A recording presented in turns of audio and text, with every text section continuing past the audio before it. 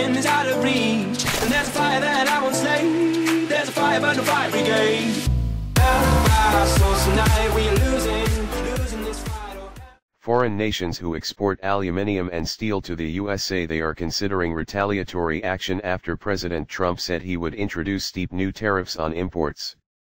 The European Union said it would react firmly and commensurately to defend our interests, while Canada said it too would take responsive measures.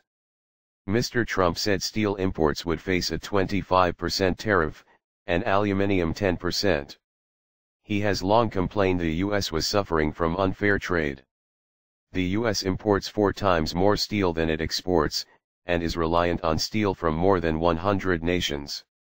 The value of shares in American steel manufacturers jumped significantly after the announcement of the tariff hike, which is expected to be signed off by Mr. Trump next week. But car makers and other firms reliant on steel and aluminium saw the value of their shares fall. Unfair measures, international reaction. Some of America's closest allies, including Canada and South Korea, are among the top 5 biggest sources of steel and aluminium for the US. The EU was among the first to react to the news, with European Commission Chief Jean-Claude Juncker saying, "We strongly regret this step, which appears to represent a blatant intervention to protect U.S. domestic industry and not to be based on any national security justification." He said they would consider World Trade Organization, WTO, compatible countermeasures in the coming days. "We will not sit idly while our industry is hit with unfair measures that put thousands of European jobs at risk," he said. His words were echoed by the German Steel Association, which said the U.S. move clearly violates the rules of the World Trade Organization.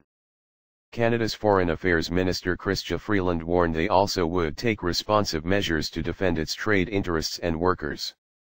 She said Canada buys more American steel than any other country and will continue to make this point directly with the American administration at all levels.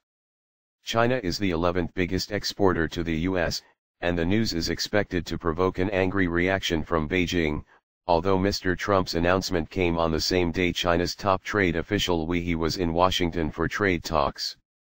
Reaction from inside the U.S. Mr. Trump's announcement was in response to a recommendation by Secretary of Commerce Wilbur Ross, who said current levels of steel and aluminium imports threatens to impair the national security. But many industries that rely on steel use have lobbied against the tariffs as they fear increased costs if they have to use more US-made metals. Members of the U.S. oil and gas industry immediately urged Mr. Trump to drop the plan. Jack Gerard, president of the American Petroleum Institute, warned it would undoubtedly raise costs for U.S. businesses that rely heavily on steel and aluminium for the majority of their products, and ultimately consumers. A spokeswoman for the Interstate Natural Gas Association of America told Reuters news agency that the type of steel needed for certain pipelines was not actually readily available domestically. "We are urging the administration to avoid killing U.S. jobs through a steel tariff that impacts pipelines," said Andy Black, CEO of the Association of Oil Pipelines, AOPL.